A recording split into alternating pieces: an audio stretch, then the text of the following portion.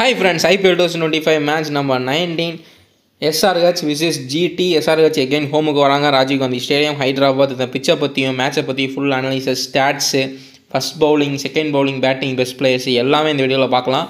சூப்பராக நம்ம video அனாலிசிஸ்ன்றது work out ஆகிட்டு இருக்கு. டெய்லியும் எத்தனை பேர் நோட் பண்ணி அதை வந்து பிக் பண்ணிக்கிறீங்க பிளேயர்ஸ்ன்றது தெரியல. பட் டெய்லி பார்த்து பிக் பண்ணுறீங்கன்னா கமெண்ட்ஸில் சொல்லுங்கள்.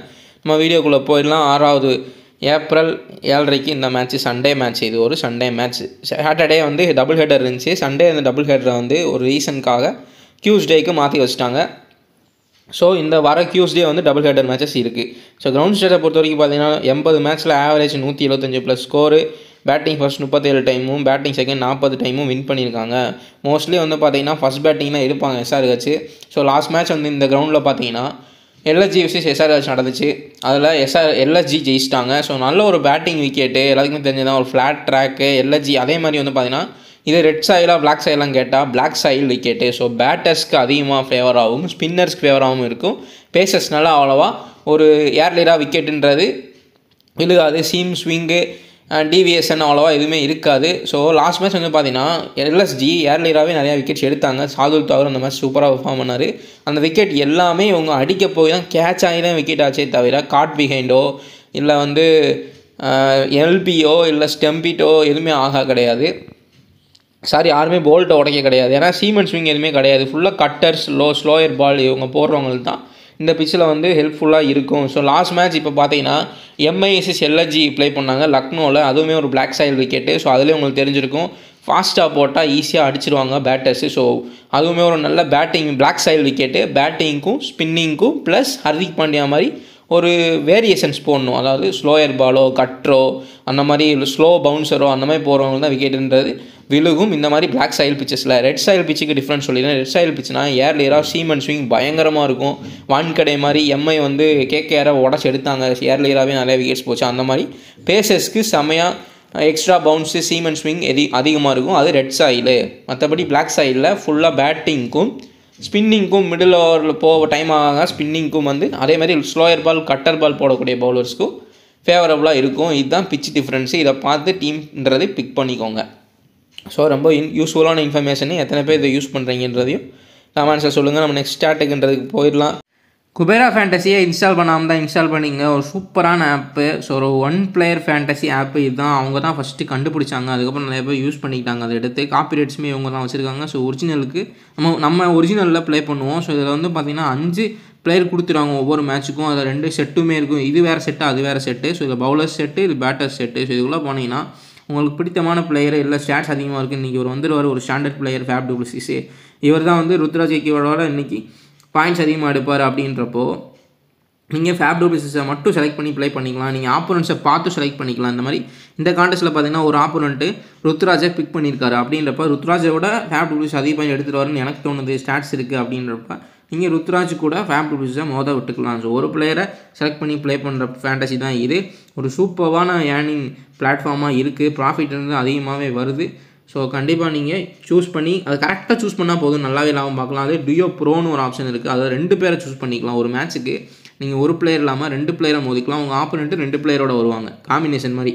இப்போது இந்த மேட்ச்சில் வந்து பார்த்திங்கன்னா ஃபேப் டுப்ளசிஸ் வந்து ருத்ராஜ் அந்த மாதிரி இருக்கனால இப்போது என்ன மாதிரி காம்பினேஷன் வரும்னா, இப்போ நீங்கள் ஃபேப் டுப்ளசிஸையும் மிச்சல் ஸ்டார்க்கையும் எடுத்துக்கலாம் டியோ ப்ரோவில். ஸோ 2 பேரை வச்சு ப்ளே பண்ணிக்கலாம், ஒரு பிளேயரை வச்சும் நீங்கள் ப்ளேன்றது பண்ணிக்கலாம். இதுதான் வந்து டியோ ப்ரோ.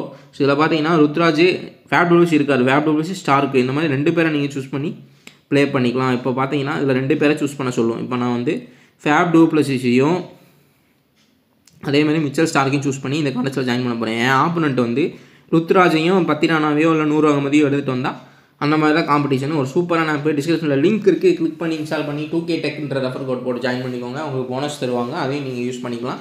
ஃபைனல் லைனப் வந்ததுக்கப்புறம் டெலிகிராமில் பிச் ரிப்போர்ட்டுன்றதை அப்டேட் பண்ணுவோம். அப்போ பிச் எப்படி இருக்குது, எந்த பிச் யூஸ் பண்ணுறாங்க எல்லாமே பார்த்துட்டு அதுக்கேற்ற மாதிரி நம்ம டீம்ன்றதை போட்டுக்கலாம். கரெக்டானதை நம்ம பார்த்து ஜாயின் பண்ணிக்கோங்க. ஸ்கோரிங் பேட்டர்ன் பார்த்துடலாம். 35 மேட்ச்சில் பிலோ ஸ்கோர் வந்து 150 பிலோ ஸ்கோர் போயிருக்கு. அதே மாதிரி 12 மேட்ச்சில் 169 வரைக்கும் வந்திருக்கு. 12 மேட்ச்சில் 189, 20 மேட்ச்சில் 190 ப்ளஸ் போயிருக்கு. ஸோ ஃபஸ்ட்டு IPL மேட்ச்சில் வந்து பார்த்திங்கன்னா SRHோட மேட்ச்சில் 282 அடித்தாங்க. அதுக்கப்புறம் SRH ஃபுல்லாக ஃப்ளாப் ஆகிட்டு இருக்காங்க. பயங்கரமாக மோசமான நிலைக்கு போயிட்டாங்க. லாஸ்ட் இயர் இருந்ததுக்கும் இப்போ எஸ்ஆர்ஹெச்சுக்கும் சம்மந்தமே இல்லாத மாதிரி ரொம்ப மோஸ்ட்லி எல்லாமே ஃப்ளாப்லாம் ஆகிட்டு இருக்காங்க.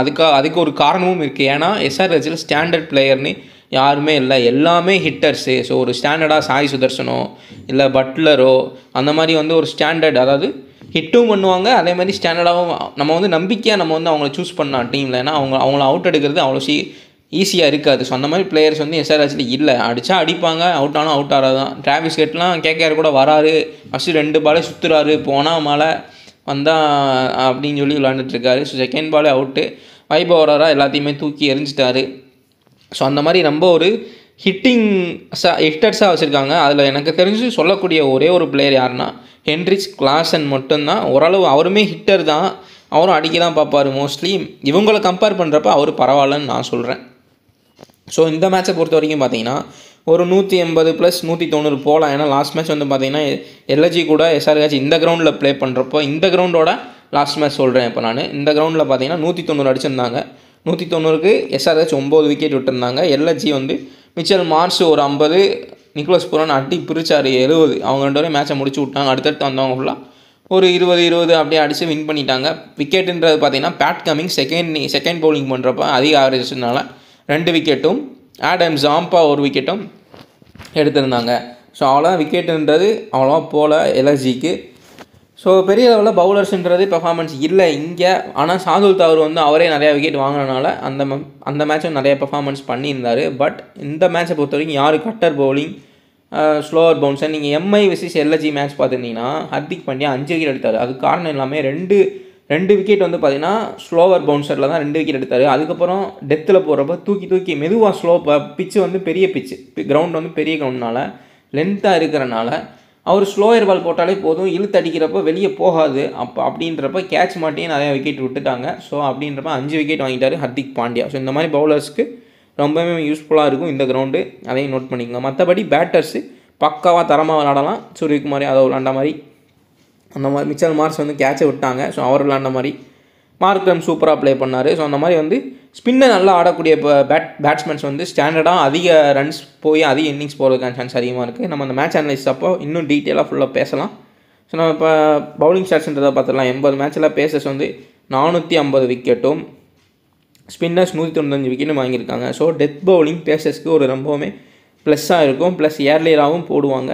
ஸோ ஏர்லியராக எஸ்ஆர்ஹெச்லாம் வந்து பார்த்தீங்கன்னா ஹிட் பண்ண தான் பார்ப்பாங்க. அப்படின்றப்ப விக்கெட்ஸ் போகிறதுக்கான சான்ஸ் இருக்குது. இப்போ யாருமே ஃபார்ம்லேயும் இல்லை.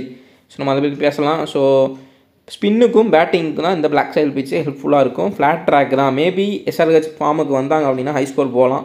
ப்ராபல் பிளேயிங் வந்து பார்த்தீங்கன்னா சுப்மன் கில், பட்லர், சாய் சுதர்சன், ஷாருக் கான், ராகுல் டிவட்டியா, செர்ஃபைன் ருதர்ஃபோர்ட், ரஷீத் கான், சாய் கிஷோர். ரபாடா வந்து அவரோட பர்சனல் ரீசன்ஸ்க்காக சவுத் ஆஃப்ரிக்காவுக்கு போயிட்டார், ஹோமுக்கு போயிட்டார். ஸோ ரபாடா எந்த மேட்சும் இருக்க மாட்டார். எப்போ வருவார்ன்றது நியூஸ் வந்ததுக்கப்புறம் நம்ம பார்க்கலாம். அது வரைக்கும் அர்ஷத் கான் ஒரு லெஃப்ட் ஆர்ம் சீமர் தான் வந்து ப்ளே பண்ணுவார். லாஸ்ட் மேட்ச் விராட் கோலியை விக்கெட் எடுத்திருந்தார். ஸோ அதையும் மென்ஷன் பண்ணிக்கிறேன். பிரசித் கிருஷ்ணா, முகமது சிராஜ். ஸோ ஆர்சிபி கூட நான் சொன்ன மாதிரி ஃபார்மர் டீம் பிளேயரு ப்ளஸ் ஸ்டாட்ஸும் இருந்துச்சு. செம்மையாக பவுலிங் போட்டார், 3 விக்கெட்டு. நல்லாவே அவரோட அந்த கான்ஃபிடன்ஸ் அதிகமாகவே இருந்துச்சு அந்த மேட்ச்சில். 12th பிளேயர் வந்து பார்த்தீங்கன்னா செர்ஃபைன் ருதர்ஃபோர்டுக்கு பதிலாக இஷாந்த் சர்மா உள்ளே வருவார். ஸோ அதையும் பார்த்துக்கலாம். அந்த டீமை பொறுத்த வரைக்கும் பார்த்தீங்கன்னா கமுடு பெண்டிஸை போன மேட்ச் ப்ளே பண்ண வச்சாங்க. எகெயின் அவர் ப்ளே பண்ணுறதுக்கான சான்ஸ் அதிகமாகவே இருக்குது. பார்க்கலாம் என்ன பண்ணுறாங்கன்னா. அவர் வந்து கொஞ்சம் ரன்ஸுன்றதை ஹிட் பண்ணார். டிராவிஸ் ஹெட்டை பொறுத்த வரைக்கும் பார்த்தீங்கன்னா ஸ்டாட்ஸ்ன்றது கொஞ்சம் இருக்குது. வென்யூவில் சூப்பராக ஸ்டாட்ஸ் வச்சுருக்காரு. பட் ஹெட் டு ஹெட்டில் சுத்தமாக ஸ்டாட்ஸ் இல்லாமல் அதை பற்றியும் பேசலாம். இப்போதைக்கு Travis Head, Abhishek Sharma, Ishan Kishan, Nitish Reddy, Heinrich Klaasen, அப்புறம் அபினவ் மனோகர், இந்த பிளேஸில் தான் கமுடு பெண்டிஸாக ப்ளே பண்ண வச்சாங்க. அதையுமே வந்து நோட் பண்ணிங்க. ஏன்னா இங்கே 3 ஃபாரினர்ஸ் தான் இருக்காங்க. Heinrich Klaasen, Travis Head, Pat Cummins. So அப்படின்றப்போ ஒரு ஃபாரினரை இங்கே உள்ளே கொண்டு வந்துக்கலான்றப்போ இங்கே வந்து கமுடு பெண்டிஸ் ப்ளே பண்ணார். ஸோ அதை நோட் பண்ணிக்கோங்க. அதே மாதிரி ஜாம்பா உள்ளே வந்தால் அவருக்கு கமுடு பெண்டிஸ்க்கு இடம் இல்லை. ஏன்னா இந்த கிரவுண்டை பொறுத்த வரைக்கும் பார்த்தீங்கன்னா ஜாம்பா கொஞ்சம் விக்கெட்ஸ்ன்றது எடுத்திருக்காரு. பெரிய லெவலில் இல்லை, கொஞ்சம் ஸ்டாட்ஸ் இருக்குது. மேபி மறுபடியும் பேட்டிங்க்கு தேவைன்னா கமுடு பெண்டிஸை யூஸ் பண்ணிப்பாங்க. அதுக்கப்புறம் வந்து பார்த்தீங்கன்னா முகமது ஷமி, அனிகேட் வர்மா. ஸோ இவர் வந்து டாப் ஆர்டரில் வந்துடுவார் எப்பயும் போல். இவருக்கு இன்னொரு சான்ஸ் கொடுப்பாங்க கண்டிப்பாக. ஸோ போன மேட்ச் அவுட் ஆனாலும் அதுக்கு முன்னாடி நல்லாவே ஹிட் பண்ணிட்டு இருந்தார். ஜீசன் அன்சாரி மஸ்ட் விளாடுவார், கண்டிப்பாக விளாடுவார். ஹர்ஷல் பட்டேல், இதுதான் அவங்க ராகுல் பிளேயிங் லெவனாக இருக்கும். 12th பிளேயர் வந்து சிமர்ஜித் சிங்கு இல்லாட்டி ஜாம்பா உள்ள வரலாம், இல்லை கமுடு மெண்டிஸோ ப்ளே பண்ணலாம். ஸோ பிளேயிங் லெவன் கொஞ்சம் சேஞ்சஸ் இருக்கும். ஏன்னா ஃபுல் அண்ட் ஃபுல் ஃப்ளாப் ஆகிட்டு இருக்காங்க. எஸ்ஆர்ஹெச் என்ன பண்ணுறாங்கன்றதை பார்க்கலாம். எனக்கு தெரிஞ்சு இன்னும் டிராவிஸ் ஹெட் கொஞ்சம் ஸ்டாண்டர்டாக ஆடுறதுக்கு பார்க்கலாம், கொஞ்சம் ட்ரை பண்ணலாம். ஒரு 2-3 பால் பார்த்துட்டு அதுக்கப்புறம் சுற்ற பார்க்கலாம். இது எப்போ பார்த்தாலும் ஃபஸ்ட்டு பால்லேருந்தே சுற்றிட்டே இருக்கார். என்னத்த சொல்ல. நம்ம வந்து high stats to low stats order players பார்த்துடலாம். ஃபஸ்ட்டு வந்து பார்த்திங்கன்னா ஹெட் டு ஹெட் வென்யூ ரெண்டுலேயுமே அதிகபட்ச ஸ்டாட்ஸ் வச்சுருக்காரு ஹென்ரிச் கிளாசன். கொஞ்சம் ஸ்டாண்டர்ட் பிளேயர், மற்றவங்களாம் எஸ்ஆர்ஹெச்சில் கம்பேர் பண்ணுறப்ப ட்ரீம் டீமுக்குள்ளே வரக்கூடிய ஒரு பிளேயர். கொஞ்சம் ஸ்லோவாகவும் ஆடிடுவார் தேவைப்படுறப்ப, அவ்வளோ அவரை கண்ட்ரோல் பண்ண முடியாது, பட் தேவைப்படுறப்ப ஆடுவார். அப்படின்றப்ப டிராவிஸ் ஹெட், அபிஷேக் சர்மா, இஷான் கிஷனை நம்புறதுக்கு நம்ம ஹென்ரிச் கிளாசனை நம்பலாம். ஸோ இவங்களை நம்புறதுக்கு அவரை நம்பலாம். அந்த அளவுக்கு ஓரளவு இவங்களோட கொஞ்சம் கம்பேர் பண்ணுறப்ப ஓரளவு standard player.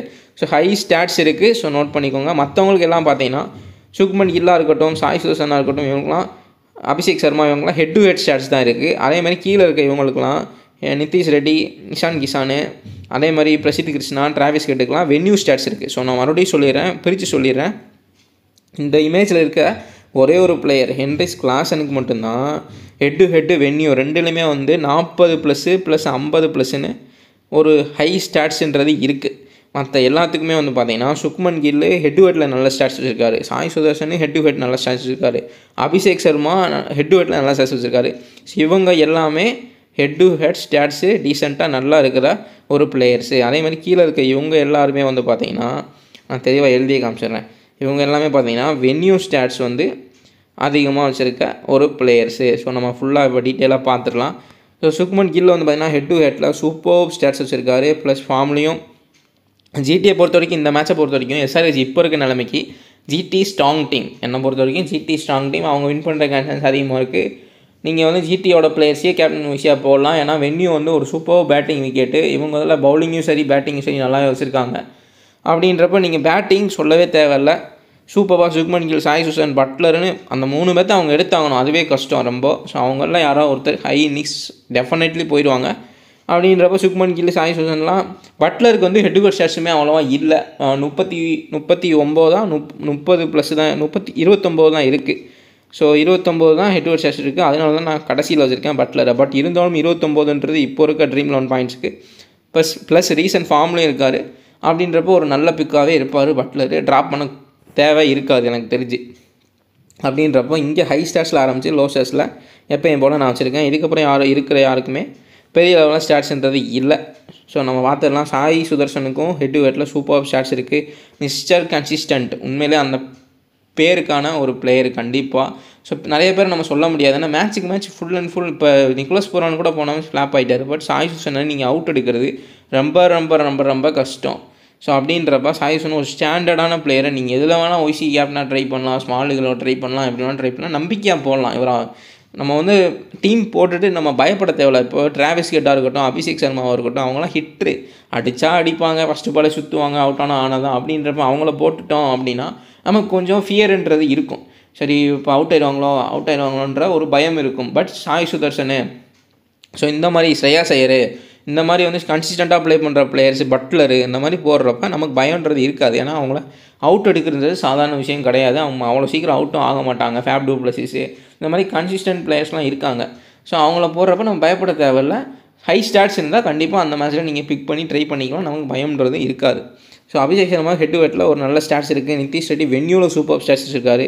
Head to head கம்மியாக தான் இருக்குது. Ishan Kishan head to head கம்மியாக இருக்குது. வென்யூவில் சூப்பர் ஸ்டாட்ஸ் வச்சுருக்காரு. ஸோ எஸ்ஆர்ஹெச்சுக்கு ஒரு இப்போ தான் வந்திருந்தாலும் வென்யூவில் சூப்பர் ஸ்டாட்ஸ் வச்சுருக்காரு.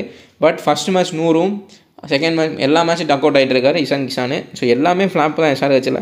டிராவிஸ் ஹெட் லாஸ்ட் 2 மேட்சாக ஃப்ளாப்பு, இஷான் கிஷான் 3 மேட்சாக ஃப்ளாப்பு, அபிஷேக் சர்மா 4 மேட்சாக ஃப்ளாப்பு. ஃபுல் அண்ட் ஃபுல் ஃப்ளாப்பில் தான் போயிட்டுருக்கு. பிரசித் கிருஷ்ணா இந்த வென்யூவில் ஒரே மேட்ச்சில் 4 விக்கெட் எடுத்துருக்காரு. ஸோ அதையும் நோட் பண்ணிங்க. பிரசித் கிருஷ்ணா ஒரே மேட்ச் தான் இந்த வென்யூவில் ப்ளே பண்ணியிருக்காரு, 4 விக்கெட்டு. ஸோ அதையுமே நோட் பண்ணிங்க. ஒரு நல்ல லோ பொசிஷன் பிக்காக இல்லை ரிஸ்கி பிக்காக ஈஸியாக போடுறீங்க, அந்த மாதிரி நிறையா ஜிஎல் டீம் போடுறவங்க நீங்கள் ட்ரை பண்ணிக்கலாம். பட்லர் வந்து பார்த்திங்கன்னா 29 ஆவரேஜ் வச்சுருக்காரு இந்த வென்யூவில். ஸோ அதையுமே நோட் பண்ணிங்க. அதுக்கப்புறம் சாய் சுதர்சன் வந்து இந்த வென்யூவில் இன்னும் ப்ளே பண்ணவே இல்லை. அப்படின்றப்போ நீங்கள் தாராளமாக போடலாம். நல்ல பேட்டிங் பிச் தான், அவருக்கு ஏற்ற பிச்சு தான். ஸோ ரொட்டேட் பண்ணி ஆடுவார். அப்புறம் பாலுக்கு பால் வந்தாலும் ரன் இன்க்ரீஸ் பண்ணி கொண்டு போயிடுவார். அதையுமே நோட் பண்ணிக்கோங்க. இப்போ நான் இதில் எக்ஸ்ட்ரா 2 பிளேயரையுமே ஆட் பண்ணியிருக்கேன். யாருன்னு பார்த்தீங்கன்னா ராகுல் டிவெட்டியாவும் ரஷீத் கானையும் வந்து ஆட் பண்ணியிருக்கேன். ஸோ இதில் வந்து பார்த்தீங்கன்னா ரஷீத் கான் இந்த வென்யூவில் விக்கெட்டுன்றது ஓரளவுக்கு டீசெண்டாக எடுத்திருக்காரு. ஸோ அதையுமே நோட் பண்ணிக்கோங்க. ராகுல் டிவாட்டியாவுக்கு ஒரு ஆவரேஜ்ன்றது இருக்குது. பட்லர் மாதிரி ஒரு 29 ரன் ஆவரேஜ்ன்றது இருக்குது. ஸோ ஒரு லோ பிக்காக நீங்கள் எடுத்துக்கலாம். ஃபுல் அண்ட் ஃப்ளாப்பு ஜிடியில் பொறுத்த வரைக்கும் அவங்களே மேட்சை முடிச்சுடுறாங்க. ராகுல் டிவாட்டியாவுக்கு சான்ஸ்ன்றது கிடைக்க மாட்டேங்குது. கிடைச்சாலும் 2-3 மேட்ச் ரன் அவுட் ஆகிட்டார். அப்படின்றப்ப நீங்கள் ரிஸ்கியாக நிறையா டீம் போடுறீங்க அப்படின்றப்ப ராகுல் டிவாட்டியாவை ட்ரை பண்ணிக்கலாம். கொஞ்சம் டீசன்ட் 30+ ஆவரேஜ் ஸ்டாட்ஸ்ன்றது இருக்குது. அதே மாதிரி இவருக்குமே இருக்குது. ராகுல் டிவாட்டியா வந்து ஹெட் டு ஹெட்டில் 30+ ஆவரேஜ் வச்சுருக்காரு. நான் மறுபடியும் சொல்லிடுறேன். ராகுல் டிவாட்டியா ஹெட் டு ஹெட்டில் 30+ ஆவரேஜும், ரஷீத் கான் வென்யூவில் ஒரு டீசன்ட் விக்கெட்ஸ்ன்றதை பிக் பண்ணியிருக்காரு. ஏன்னா இந்த வென்யூ வந்து பிளாக் சைல் பிச்சு. ஸோ நல்லாவே ஒர்க் அவுட் ஆகும் ஸ்பின்னர்ஸ்க்கு. போன மேட்ச் ஆர்சிபி கூட ப்ளே பண்ணுறப்போ அவருக்கு லக்குன்றதே இல்லை ரஷீத் கானுக்கு. ஸோ விக்கெட் வந்து நிறையா விக்கெட் எடுக்கிற மாதிரி சான்சஸ் போச்சு, நிறையா மிஸ் பண்ணாங்க. ஸோ இப்போ நம்ம ஃபஸ்ட்டு பேட்டிங், செகண்ட் பவுலிங் அதெல்லாம் பார்த்துடலாம். ஸோ ஃபஸ்ட்டு இப்போ best players in first batting and bowling. Travis Head ஆவரேஜை பொறுத்த வரைக்கும் பார்த்தீங்கன்னா ஃபஸ்ட் பேட்டிங்கில் 40+. இந்த கிரவுண்டை பொறுத்த வரைக்கும் டிராவிஸ் ஹெட் நிறைய ரன் அடிக்கிறதுக்கான சான்ஸ் அதிகமாக இருக்குது, பார்க்கலாம். பட் ஃப்ளாப்புன்றது நிறைய ஆகிட்டுருக்காரு, ஃபார்முன்றது இல்லை. ஸோ ஃபஸ்ட்டு பேட்டிங் பண்ணுறப்போ 40+, செகண்ட் பேட்டிங் பண்ணுறப்போ 25+ தான் இருக்குது. கொஞ்சம் ஹியூஜ் டிஃப்ரென்ஸ், ஒரு 20 ரன் டிஃப்ரென்ஸுன்றது இருக்குது. டிராவிஸ் ஹெட்டை நோட் பண்ணிக்கோங்க. கேர்ள்சனுக்கு வந்து பார்த்தீங்கன்னா செகண்ட் பேட்டிங் பண்ணுறப்போ 30 ஆவரேஜும், போன மேட்ச் கூட சேசிங்கில் 32 அடிச்சுட்டு அவுட் ஆகிட்டார். ஸோ 30 ஆவரேஜும், ஃபஸ்ட் பேட்டிங் பண்ணுறப்ப 42 ஆவரேஜும் இருக்குது. ஸோ ஒரு 12 ரன் ஆவரேஜ்ன்றது இருக்குது. இதெல்லாம் நான் எதுக்கு சொல்கிறேன்னா, இப்போ நீங்கள் நிறையா ஜிஎல் டீம் போடுறீங்க அப்படின்னா உங்களுக்கு நான் ஒரு ரீசன் தரேன். இந்த மாதிரி அப்போலாம் யாரை கேப்டனாக போடலாம், என்ன ரீசன் வச்சு கேப்டனாக போடலாம், நிறைய பேருக்கு குழப்பங்கள் இருக்கும். அதுக்காக நான் வந்து ஒரு ஸ்டாட்ஸை வச்சு ரீசன்றது தரேன். இப்போ நீங்கள் ஒரு ட்ராப் பண்ண வேணாம்னு நான் சொல்லலை. இப்போது டிராவிஸ் ஹெட்டை நீங்கள் வந்து கேப்டனாக நான் போட மாட்டேன்ப்பா வேணாம் அப்படின்னு நினைக்கிறீங்கன்னா, நீங்கள் அவர் செகண்ட் பேட்டிங் பிடிச்சாருன்னா நீங்கள் கேப்டனாக போட வேணாம். இல்லை ஃபஸ்ட் பேட்டிங் பிடிச்சாருன்னா நீங்கள் கேப்டனாக போட்டுக்கலாம். அதேமாதிரி கேர்ள்ஸனை வந்து ஒய்சியாக ட்ரை பண்ண போகிறீங்க, ஒய்ஸ் கேப்டனை ட்ரை பண்ண போகிறீங்க அப்படின்னா நீங்கள் அவர் ஃபஸ்ட் பேட்டிங் பிடிக்கிறப்ப 40+ ஆவரேஜஸ் இருக்கப்போ ஒரு 50 ரன் அடிக்கிறதுக்கான சான்ஸ் இருக்கும். அந்த ரீசனுக்காக உங்களுக்கு ஒரு ரீசன் கிடைக்கும். ஸோ அந்த ரீசனுக்காக ஒய்சியாக நீங்கள் தாராளமாக போட்டுக்கலாம். ஒரு கான்ஃபிடென்ட்டும் இருக்கும். சரி, ஓகே, நம்ம இந்த காரணத்துக்காக தான் இவரை ஒய்சியாக போட்டிருக்கோம் அப்படின்னு. நம்ம எந்த காரணமுமே இல்லாமல் சும்மா ஃப்ளூக்கில் போட்டோன்னா நமக்கு எந்த ஒரு கான்ஃபிடென்ஸும் இருக்காது, எதுவுமே இருக்காது, ஒரு எதுவுமே மைண்டில் நிற்காது. மேபி ஃப்ளூக்கில் அவுட்னலாம் ஆகலாம், என்ன ஆகும்னு தெரியல, சும்மா போட்டு விட்ருக்கோன்னு இல்லாமல் ஸ்டாட்ஸ் வச்சு ஒரு ரீசனபுளாக போட்டிங்கன்னா உங்களுக்கு கான்ஃபிடென்ஸுன்றது அதிகமாக இருக்கும். ஸோ அதுக்காக ஒரு ரீசன் தான் நான் சொல்கிறேன். ஸோ அப்படி பார்த்தா ஃபஸ்ட் பேட்டிங் அப்போ கேர்ள்ஸனையும், செகண்ட் பேட்டிங் அப்போ நீங்கள் போட தேவையில்லை. அதேமாதிரி முகமது ஷமி ஃபஸ்ட் பவுலிங்கில் தான் அதிக விக்கெட் ஆவரேஜ்ன்றதை வச்சுருக்காரு. செகண்ட் பவுலிங்கில் அவ்வளோவா விக்கெட்டுன்றதை அவருக்கு விழுகலை. ஹர்ஷல் பட்டேல் செம்ம ஆவரேஜ் ஃபஸ்ட் பவுலிங் பண்ணுறப்ப, டெத் பவுலிங் பண்ணுறாரு. டைட்டாகவே லாஸ்ட் மேட்ச் அடி பிரித்தாங்க எஸ்ஆர்ஹெச்சை. பட் இருந்தாலும் கேகேஆர். பட் இருந்தாலும் ஹர்ஷல் பட்டேல் லாஸ்ட் ஒரு பேட் கம்மிங்ஸே ஃபஸ்ட் பவுலிங்கில் பிரித்து எரிஞ்சிட்டாங்க. கேகேஆர் வெங்கடேஷ் ஃபார்முக்கு வந்துட்டார். பட் இருந்தாலும் வந்து பார்த்தீங்கன்னா ஹர்ஷல் பட்டேல் லாஸ்ட் ஓவர் சூப்பராக போட்டார். உண்மையிலே விக்கெட்டுன்றது விழுகலை, ஒரு விக்கெட் எடுத்தாருன்னு நினைக்கிறேன். ஆமாம், ஒரு விக்கெட்டு.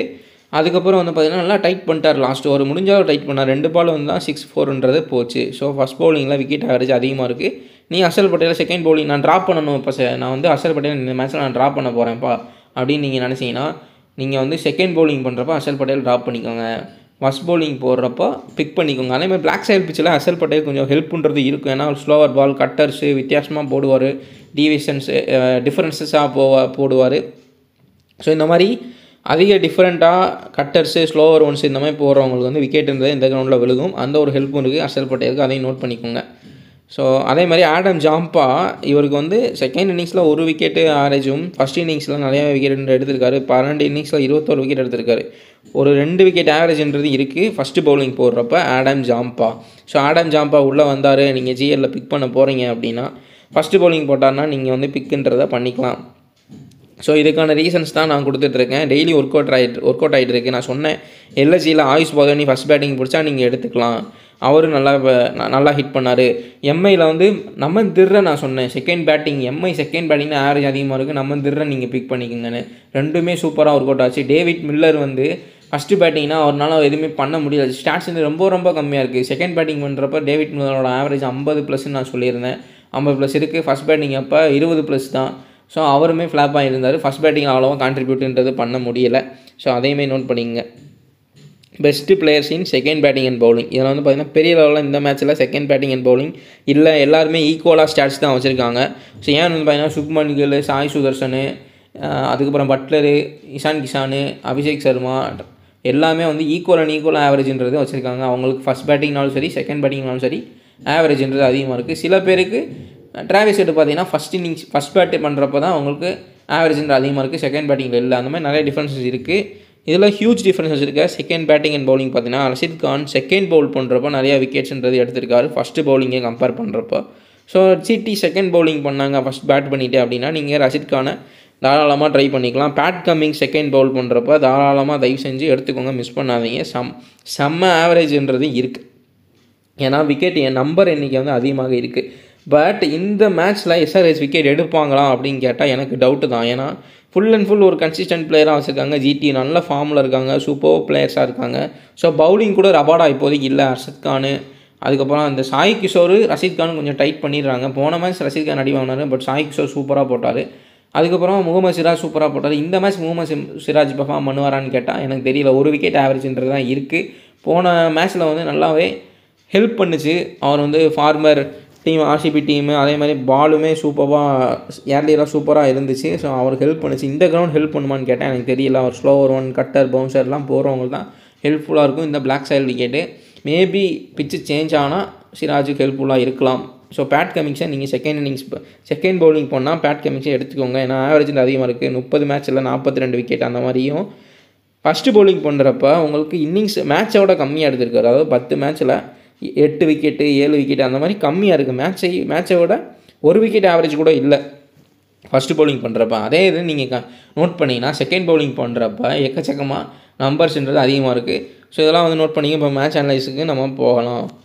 ஸோ மேட்ச் அனலைஸை பொறுத்த வரைக்கும் பார்த்தீங்கன்னா இதில் டிராவிஸ் ஹெட் இந்த டீமோட டிஸ்அட்வான்டேஜ் என்னென்னா ஒரு ஸ்டாண்டர்ட் பிளேயர் கூட கிடையாது. அதுதான் உண்மை. எல்லாருமே ஹிட்ரு. அனிகேட் வர்மா கூட ஹிட் பண்ண தான் பார்க்குறாரு, அவுட் ஆகிடுறாரு. மேபி ஹிட்டிங் அவருக்கு ஒர்க் அவுட் ஆனால் தான் ரன்ஸ்ன்றது ஸ்கோர் பண்ணுறாரு. So Travis Head hitter, Abhishek Sharma hitter, Ishan ஒரு ஹிட்ரு, நிதிஷ் ரெட்டி தான் ஏதோ நிதிஷ் ரெட்டி கேர்ள்ஸ்னு கொஞ்சம் பார்த்து ஆடலாம். போன மேட்ச் நிதிஷ் ரெட்டி தேவையில்லாமல் அவுட் ஆகிட்டார்.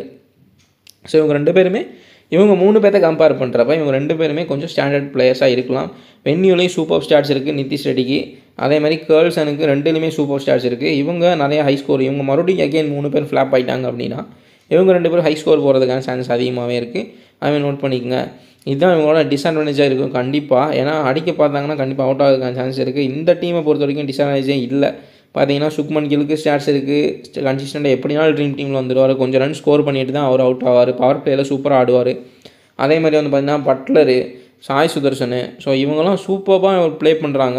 இவங்க விக்கெட் எடுக்கிறன்றது சாதாரண விஷயம் இல்லை. ஸ்டாண்டர்ட் பிளேயர்ஸ் வச்சுருக்காங்க. அதே மாதிரி ஹிட்டிங் எபிலிட்டியும் இருக்குது. ரன்ஸுக்கு பால் பை பால் ரன்ஸ் இருந்தாலும் அதுக்கப்புறம் கொண்டு போயிடுறாங்க அடித்து. அது ரொம்ப ரொம்ப முக்கியம். ஸோ அடுத்து வரக்கூடிய ஷாருக் கானாக இருக்கட்டும், ராகுல் டிராவிடாக இருக்கும், பெருசாக அவங்களுக்கு சான்ஸ்ன்றதே கிடைக்காது. இவங்க 3 பேரே மேட்ச்ன்றதை முடிச்சிருவாங்கன்னு தான் நான் நினைக்கிறேன். இந்த கிரவுண்டை பொறுத்த வரைக்கும் ஹை ஸ்கோர் போகும். இவங்க யாராவது ஒருத்தர் வந்து 80+ அடிக்கிறதுக்கான சான்சஸ் இருக்குது. எனக்கு தெரிஞ்சு சாய் சுதர்சன் எகெயின் ஒரு ஹை ஸ்கோர் போகலாம். பட்லருக்கு ஸ்டாட்ஸ்ன்ற அவ்வளோவா இல்லை. சுக்மன் கில் ஹை ஸ்கோர் போகலாம். ஸோ இந்த மாதிரி சான்சஸ் இருக்குது. ஸோ இவங்களே அதிக ரன்ஸ் அடிச்சதுனால அடுத்து வரக்கூடிய பேட்டர்ஸ்க்கு சான்ஸ்ன்றது இல்லை. இவர் சுத்தமாக ஃபார்ம் அவுட்டில் இருக்கார். ஷாருக் கான் பெரிய அளவில் இதெல்லாம் நீங்கள் கன்சிடர் பண்ணோன்னா ரொம்ப ரொம்ப ரிஸ்கியாக ஒரு 10-15 டீம் போடுறீங்கன்னா அதில் ஒரு டீமில் எடுத்துக்கலாம். ஸோ ராகுல் டிவட்டியா அவருக்குமே ஸ்டாட்ஸ்ன்றது கொஞ்சம் இருக்குது. ஹெட் டு ஹெட்டில் ஒரு 30+ ஆவரேஜ் வச்சுருக்காரு. பேட்டிங் கிடச்சா மேபி பெர்ஃபார்மன்ஸ் பண்ணலாம். சர்ஃபைன், ருதர்ஃபோர்டு, ஸோ இவங்களாம் சான்ஸ்ன்றதே கிடைக்கல. ருதர்ஃபோர்டு இப்போது இவங்க 3 பேரே 15 ஓவருக்கு மேலே ஆடிட்டாங்க அப்படின்னா ருதர்ஃபோர்டு தான் டேரெக்டாக இறக்குவாங்க உள்ள. அப்படின்றப்ப ஷாருக் கான், ராகுல் டிவட்டியாலாம் தேவைப்பட மாட்டாங்க. ஸோ விக்கெட்ஸ் போனால் தான். ரஷீத் கான் வந்து நல்லாவே போடுறாரு, பட் விக்கெட்ஸ்ன்றது விழுக மாட்டேங்குது. ஸ்டாட்ஸ்ன்றது இந்த மேட்ச்சில் கொஞ்சம் இருக்குது. ரஷீத் கானை நீங்கள் ட்ரை பண்ணலாம். செகண்ட் பவுல் போன்றப்போ மோஸ்ட்லி ட்ரை பண்ணி பாருங்கள். சாய் கிஷோர் அவரோட ஃபஸ்ட் பவுல் போன்றப்ப ஆவரேஜ் அதிகமாக இருந்ததை இப்போ செகண்ட் பவுலிங்லேயும் ஈக்குவல் பண்ணிட்டார். இப்போ ஃபஸ்ட் பவுலிங்லேயும் சரி செகண்ட் பவுலிங்லேயும் சரி ஆவரேஜ்ன்றது ஈக்குவல் பண்ணிட்டார். அதனால தான் இந்த மேட்ச்சில் நான் சொல்லலை. ஸோ விக்கெட் டேக்கராக மாறிட்டு இருக்காரு சாய் கிஷோர். ஸோ நோட் பண்ணிக்க, ஒரு நல்ல பிக்காக இருப்பார். இப்போ லோ பர்சன்ட்லேருந்து ஹை பர்சன்டேஜுக்கும் வந்திருப்பார். ஸோ முகமது சிராஜ் இந்த மேட்ச் கன்சிடர் பண்ண போகிறீங்க அப்படின்னா 50-50 தான் நான் சொல்லுவேன். ஏன்னா ஒரு ஸ்லோவர் ஒன்ஸோ ஹை பவுன்ஸ் அந்த மாதிரி போகிறவங்களுக்கு தான் மேபி இந்த எஸ்ஆர்ஹெச் தப்பு பண்ணால் முகமது சிராஜ் விக்கெட்டுன்றது விழுகலாம். எஸ்ஆர்ஹெச்சுக்கு வந்து ஃபுல்லாக ஹிட்ரு எல்லா பாரும் அடிக்க பார்க்குறாங்க. அப்படின்றப்ப அவங்க தப்பு பண்ணால் முகமது சிராஜுக்கு விக்கெட் விழுகிறதுக்கான சான்ஸ் இருக்குது. ஸோ பிரசித் கிருஷ்ணா இந்த வென்யூவில் ஒரே மேட்ச்சில் 4 விக்கெட் எடுத்திருக்காரு. அதையும் நோட் பண்ணிக்கங்க. பிரசித் கிருஷ்ணா ஒரு நல்ல லோ பர்சன்டேஜ் பிக்காக இருக்கலாம். அர்ஷத் கான் ஒரு லெஃப்ட் ஆர்ம் சீமரு. ஸோ அதில் ஃபுல்லாக லெஃப்ட் ஹேண்டர்ஸ் தான் இருக்காங்க. அர்ஷத் கானுக்கு இதில் பெரிய வேலை இருக்காதுன்னு நான் நினைக்கிறேன். Travis Head left, Abhishek Sharma left, Ishan Kishan left. அதுக்கு 3 விக்கெட் போனதுக்கப்புறம் நிதிஷ் ரெட்டி, கேர்ள்சன் தான் ரைட் ஹேண்டர்ஸ் வருவாங்க. அதையுமே நோட் பண்ணிக்கோங்க. அமுடு மெண்டிஸ் ப்ளே பண்ணால் அவரும் லெஃப்ட் ஹேண்டரு. ஸோ அதையும் நோட் பண்ணிக்கோங்க. அதே மாதிரி இந்த ஜீசன் அன்சாரி மேபி இந்த மேட்ச்சில் வந்து பெர்ஃபார்மன்ஸ் பண்ணலாம், ஸ்பின்னுக்கு ஒர்க் அவுட் ஆகும் அப்படின்றப்ப இவர் 1 or 2 விக்கெட்ஸ் எடுக்கலாம். அவ்வளோதான் கைஸ் நம்மளோட அனலைசிஸ். இப்போ நம்ம ஜிஎல் டீமை பார்த்துடலாம். நம்ம டீம்ஸுன்றதை பார்த்துடலாம். First team Jos Buttler, Heinrich Klaasen, Ishan Kishan, Travis Head, Shubman Gill, Sai Sudharsan, Abhishek Sharma, Nitish Reddy, Rashid Khan, Mohammed Shami, Sai Kishore. So captain வந்து பார்த்தீங்கன்னா கர்ல்சன், Heinrich Klaasen, Sai Sudharsan vice captain. So தான் ஃபஸ்ட் டீமு. செகண்ட் டீம் பார்த்துடலாம். ஸோ 2 டீம் தான் எடுத்து வச்சுருக்கேன், டியூரேஷன் காரணமாக அதிகமாக போயிடுச்சு. So Buttler, Heinrich Klaasen, Shubman Gill, Sai Sudharsan ஒரு வந்து one side bowling, one side team. இது வந்து அதை பற்றி பேசலாம். அனிகேட் வர்மா, நிதிஷ்குமார் ரெட்டி, ரஷித் கான், முகமது சிராஜ், பேட் கமிங்ஸை மட்டும் எடுத்திருக்கேன் பவுலிங்கில். Sai Kishore, Sri Krishna. So again SRH batters எல்லாம் அவுட் ஆயிடுவாங்க. இவங்கெல்லாம் விக்கெட்ஸ்ன்றதை ஃபுல்லாக பிக் பண்ணிடுவாங்க. மேட்ச்சை வந்து சுக்மன் கில், சாய் சுதர்சன் ஓப்பனர்ஸே முடிச்சிருவாங்கன்ற மாதிரி. மேபி ஒரு விக்கெட் போனால் அது பேட் கமிங்ஸ் எடுப்பார், ப்ளஸ் ரன்ஸும் ஸ்கோர் பண்ணுவார் கொஞ்சம். அதுக்கப்புறம் வந்து பார்த்திங்கன்னா பட்லர் வேணால் கொஞ்சம் வந்து முடிச்சு வைக்கிறதுக்கான இருக்கும், அந்த மாதிரி நடக்குன்ற மாதிரி ஒரு ப்ரெடிக்ஷனில் நான் எடுத்திருக்கேன் இந்த டீமை. இல்லை நீங்கள் வந்து எஸ்ஆர்ஹெச் வந்து அம்பியாருக்கு எஸ்ஆர்ஹெச் அண்ணா மீண்டும் மாறிடுவாங்க ஹோம் மேட்ச் போனோன்னே அப்படின்னு நீங்கள் நினைக்கிறீங்கன்னா நீங்கள் எஸ்ஆர்ஹெச் ஒன் சைட் டீம் போட்டு ட்ரை பண்ணிக்கலாம். நான் மறுபடியும் சொல்கிறேன், எஸ்ஆர்ஹெச்சுக்கு வீக் பாயிண்ட்டே வந்து அந்த ஃபுல் அண்ட் ஃபுல் ஹிட்டர்ஸ் இருக்கிறனால தான். ஒரு proper best top class bowling attack இருக்கிற டீம் வந்து கண்டிப்பாக உடச்சி எறிஞ்சிடுவாங்க எல்லாத்தையுமே. பட் இந்த விக்கெட் வந்து பயங்கரமான ஒரு பேட்டிங் பிச்சு தான். ஸோ ஃபஸ்ட்டு மேட்ச் நான் ஒத்துக்கிறேன், ஃபஸ்ட் மேட்ச் 280 ரன் அடித்தாங்க. அதுக்கப்புறம் ஃபுல் அண்ட் ஃபுல் ஃப்ளாப்பு. எனக்கு தெரிஞ்சு எல்லா டீமுமே வந்து ஸ்டாட்ஸ்ன்றது வீக்னஸ்ஸு எல்லாம் இவங்கள எப்படி அமுக்கலான்ற மாதிரி வந்து முடிவு பண்ணிட்டாங்கன்னு நினைக்கிறேன் ஸ்டாட்ஸ் எல்லாமே பார்த்து. ஸோ அதனால் ஃபுல் அண்ட் ஃபுல் ஃப்ளாப் ஆகிட்டு இருக்காங்க எஸ்ஆர்ஹெச். அவங்க வீக்னஸ் எல்லாம் கண்டுபிடிச்சிட்டாங்க போல், என்னன்னு தெரியல. மேபி ஃபார்முக்கு வரலாம். நீங்கள் இல்லை நான் நிறையா ஜிஎல் டீம் போடுறேன், ஒரு டீம் நான் ரிஸ்க்காக ட்ரை பண்ண போகிறேன்றப்ப நீங்கள் எஸ்ஆர்ஹெச்சுக்கு கூட நீங்கள் ஒன் சைட் டீமாக கூட வராது அப்படின்னாலும். ஏன்னா full and full standard place இருக்காங்க ஜிடியில். பவுலிங்கை கூட நம்ம வந்து பெருசாக சொல்ல முடியும். முகமது சிராஜ், ஸோ ரஷித் கான் இருக்கார், சாய் சுதர்சன் இருக்கார். இப்போதைக்கு இவங்க தான் star bowlers. So Prasidh Krishna ஒரு மேட்ச் நல்லா போனார், ஒரு மேட்ச் ரொம்ப சொதப்பிட்டார், ஆர்சிபி கூட சொதப்பிட்டார். ஸோ அப்படின்றப்போ நீங்கள் வந்து ஒன் சைடெல்லாம் போகாது. எனக்கு தெரிஞ்சு இவங்க 3 பேர்த்தில் கண்டிப்பாக ஸ்டாண்டர்ட் பிளேயர்ஸ் எல்லாமே பேட்டிங்கில் இருக்கவங்க இந்த 3 பேர் மஸ்ட்டாக. ஸோ ஒன் சைடாக போகிறதுக்கான வாய்ப்புகள் ரொம்ப ரொம்ப கம்மி. அப்படி எஸ்ஆர்ஹெச்க்கு நீங்கள் ஃபேவராக போடுறீங்கன்னா இன்னும் கொஞ்சம் அதிக பிளேயர்ஸை ஜிடி வந்து பிக் பண்ணிக்கோங்க. ஓகே ஃப்ரெண்ட்ஸ், நம்ம வீடியோ பிடிச்சிருந்தா லைக் பண்ணிடுங்க, கமெண்ட் சொல்லுங்கள், என்ன கமெண்ட் நான் எக்ஸ்பிளைன் பண்ணுறேன், டவுட்னாலும் எக்ஸ்பிளைன் பண்ணி சேனலை சப்ஸ்கிரைப் பண்ணிக்கோங்க. டெலிகிராம் சேனலில் பார்த்து ஜாயின் பண்ணிக்கோங்க. குபேரா ஃபேன் இன்ஸ்டால் பண்ணாமல் தான் இன்ஸ்டால் பண்ணிக்கோங்க. 2K டெக்குன்ற ரெஃபர் கோட் போட்டு யூஸ்ஃபுல்லாக இருக்கும்.